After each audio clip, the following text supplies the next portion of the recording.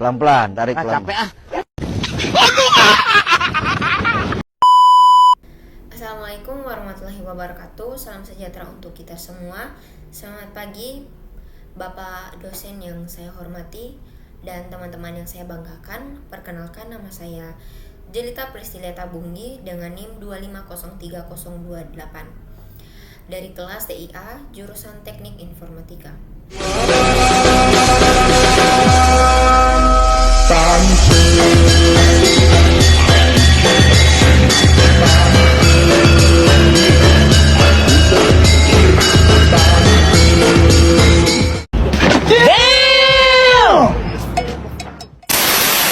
Puji syukur kita panjatkan kepada Tuhan Yang Maha Esa karena atas berkat dan penyertaannya kita masih diberikan kesehatan sampai pada hari ini. Sebelum saya memulai presentasi, saya ingin mengajukan sebuah pertanyaan sederhana, yaitu pernahkah kita membayangkan apa yang akan terjadi jika sebuah komputer dinyalakan tetapi tidak memiliki sistem operasi? Baik, tentu komputer tersebut tidak akan dapat menjalankan aplikasi, menyimpan data, bahkan tidak bisa digunakan sebagaimana mestinya. Dari pertanyaan sederhana tersebut, kita dapat memahami bahwa sistem operasi memiliki peran yang sangat penting sebagai penghubung antara pengguna dengan perangkat keras komputer. Oleh karena itu, pada kesempatan kali ini, saya akan mempresentasikan materi mengenai sistem operasi. Materi yang akan saya presentasikan yaitu yang pertama, pengantar sistem operasi, yang kedua, manajemen proses, yang ketiga, deadlock, yang keempat, perkembangan dan jenis input atau output, yang kelima, serta keamanan sistem operasi. Saya berharap melalui presentasi ini kita dapat memahami bagaimana sistem operasi bekerja dan mengapa sistem operasi menjadi komponen utama dalam sebuah komputer. Baik, tanpa berlama-lama, mari kita mulai pembahasannya. A few moments later. Pembahasan pertama, saya akan menjelaskan mengenai pengantar sistem operasi. Sebelum membahas lebih jauh, kita perlu mengetahui terlebih dahulu apa yang dimaksud dengan sistem operasi serta mengapa sistem operasi memiliki peranan yang sangat penting dalam sebuah komputer. Sistem operasi atau operating system adalah perangkat lunak utama yang berfungsi sebagai penghubung antara pengguna dengan perangkat keras komputer. Ketika ia memberikan perintah, misalnya membuka aplikasi atau menyimpan file, sistem operasi akan menerjemahkan perintah tersebut sehingga perangkat keras dapat menjalankannya dengan benar.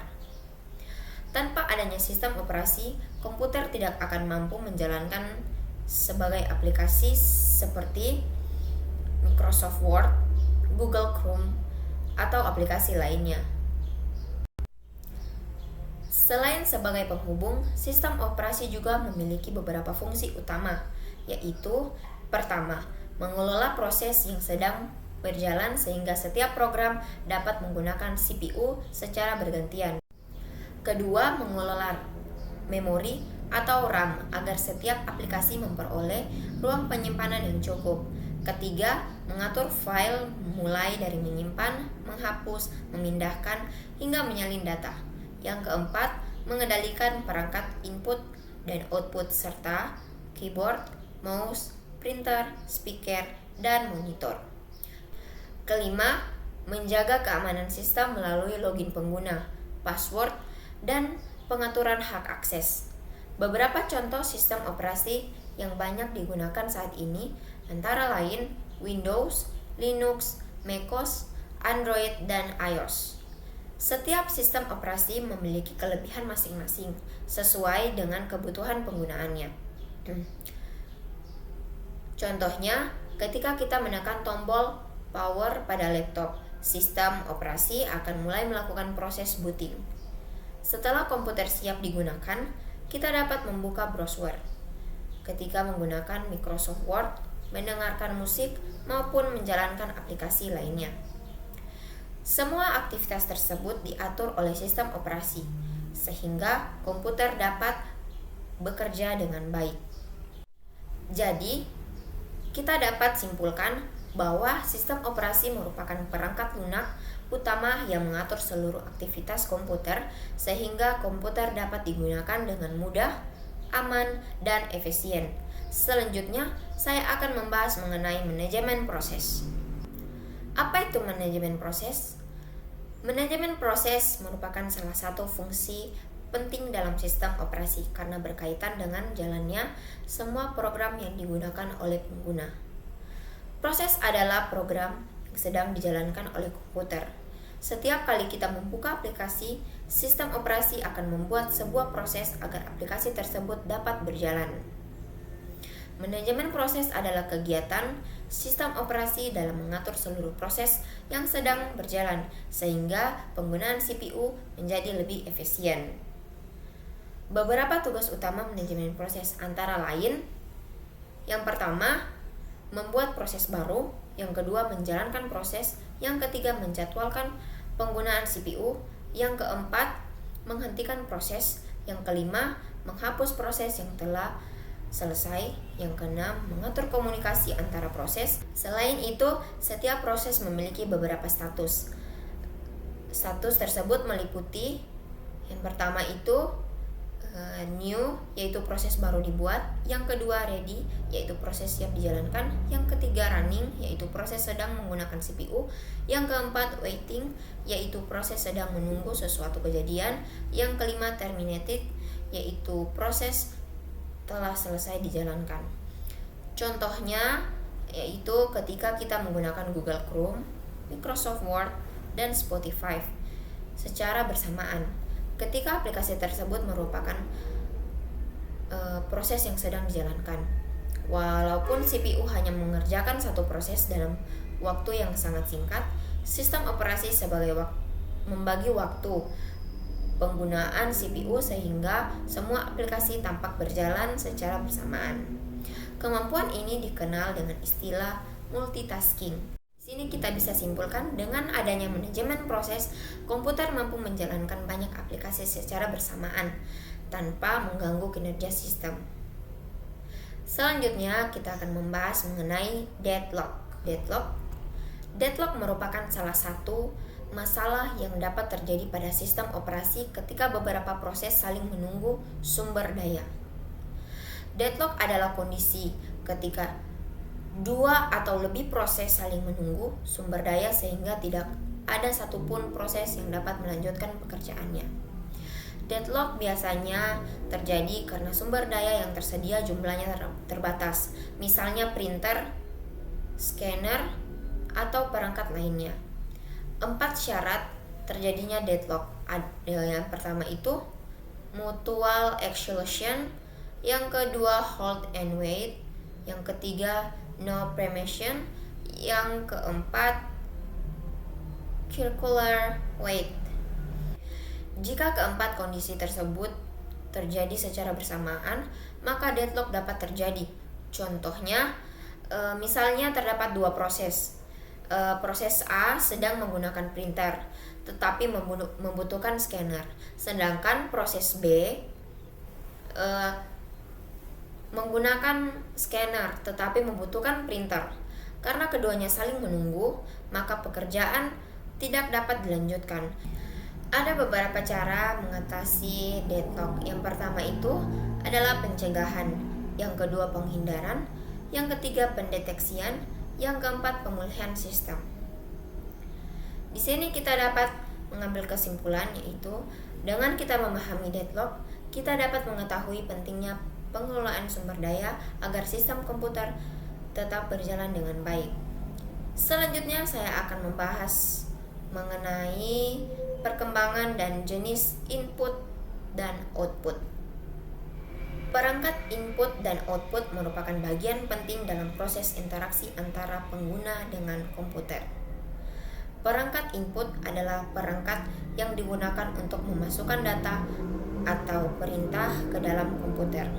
Misalnya yaitu keyboard, mouse, scanner, webcam, dan mikrofon. Sedangkan perangkat output digunakan untuk menampilkan hasil pengelolaan data. Contohnya yaitu monitor, printer, speaker, dan proyektor.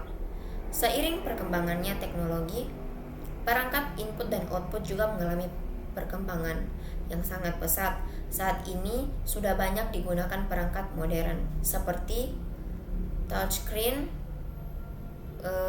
fingerprint scanner, face recognition, voice recognition, serta keyboard dan mouse wireless. Teknologi tersebut membuat pengguna komputer menjadi lebih cepat, nyaman, dan efisien. Contohnya, ketika kita menggunakan laptop yang memiliki sensor sidik jari, kita tidak perlu lagi mengetik password. Cukup menempelkan jari pada sensor, maka laptop akan terbuka secara otomatis. Hal tersebut merupakan salah satu perkembangan teknologi pada perangkat input. Di sini kita dapat simpulkan bahwa perkembangan perangkat input dan output memberikan kemudahan serta meningkatkan efisiensi penggunaan komputer. Selanjutnya saya akan membahas mengenai keamanan sistem operasi. Keamanan sistem operasi sangat penting karena bertujuan melindungi komputer dan data pengguna dari berbagai ancaman. Beberapa ancaman terhadap sistem operasi antara lain yaitu virus, malware, trojan, worm, ransomware, hacker, dan phishing. Untuk menjaga keamanan sistem operasi, terdapat beberapa langkah yang dapat dilakukan. Di antaranya, menggunakan antivirus, mengaktifkan firewall, melakukan pembaruan sistem operasi secara rutin, menggunakan password yang kuat, melakukan backup data secara berkala, serta menghindari pengunduhan file dari sumber yang tidak terpercaya. Dengan menerapkan langkah-langkah tersebut, resiko kerusakan data maupun pencurian informasi dapat dikurangi. Contohnya, apabila kita mengunduh file dari situs yang tidak terpercaya, file tersebut dapat mengundang virus yang mampu merusak data atau mencuri informasi pribadi. Karena itu, kita harus berhati-hati ketika mengakses internet dan selalu memastikan sumber unduhan aman. Di sini kita dapat simpulkan keamanan sistem operasi merupakan tanggung jawab bersama antara pengembang sistem dan pengguna. Dengan menerapkan langkah-langkah keamanan yang tepat, komputer akan lebih terlindungi dari berbagai ancaman. Demikian presentasi saya mengenai sistem operasi yang meliputi pengantar sistem operasi, manajemen proses deadlock, perkembangan dan jenis input dan output, serta keamanan sistem operasi. Dari pembahasan tersebut dapat disimpulkan sistem operasi memiliki peran yang sangat penting dalam mengatur seluruh aktivitas komputer sehingga perangkat dapat bekerja secara optimal, efisien, dan aman. Terima kasih atas perhatian Bapak, dosen, dan teman-teman sekalian. Mohon maaf apabila terdapat kekurangan dalam penyampaian saya. Wassalamualaikum warahmatullahi wabarakatuh. Salam sejahtera untuk kita semua.